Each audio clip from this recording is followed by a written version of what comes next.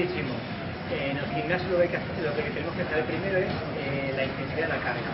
Para ello, después del calentamiento, lo que vamos a hacer es irnos al ejercicio, al grupo muscular que tenemos que trabajar, y a partir de ahí saber cuáles los kilos que tenemos que hacer en cada una de las repeticiones que ellos mandan. Vale, es primordial saber cuál es la intensidad en la que tenemos que trabajar en cada grupo muscular.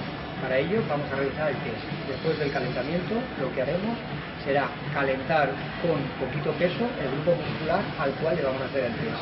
Y a partir de ahí haremos una prueba máxima en 9-10 repeticiones.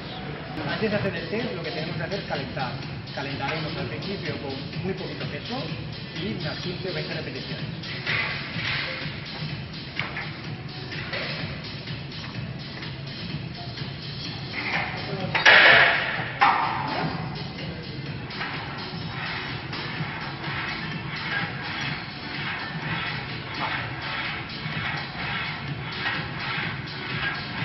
¿Vale?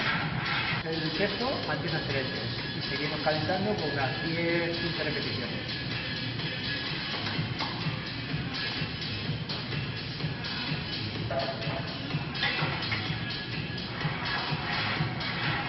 Más tranquila, ahí, para calentar.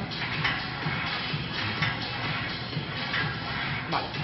El test consiste en hacer una prueba máxima en la cual levantemos el máximo peso que podamos en 9-10 repeticiones.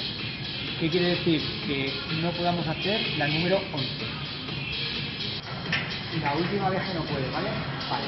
1, 2, 3, 4, 5, 6, 7, 8, 9.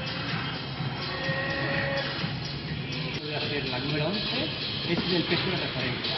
A partir de ese momento tenéis una tabla en la que introduciréis vuestro peso y a partir de ahí sabréis el número de kilos que tenéis que levantar en las series que yo os ponga. Habrá que repetir el test en cada grupo muscular. Habrá que hacerlo para isquiotibiales, habrá que hacerlo para aductores, para cada uno de los ejercicios que vamos a trabajar en el gimnasio.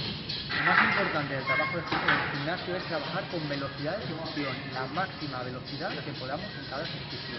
Una vez hayamos determinado el peso máximo que podemos levantar en 10 repeticiones, a partir de ahí se prescribirán las cargas de entrenamiento.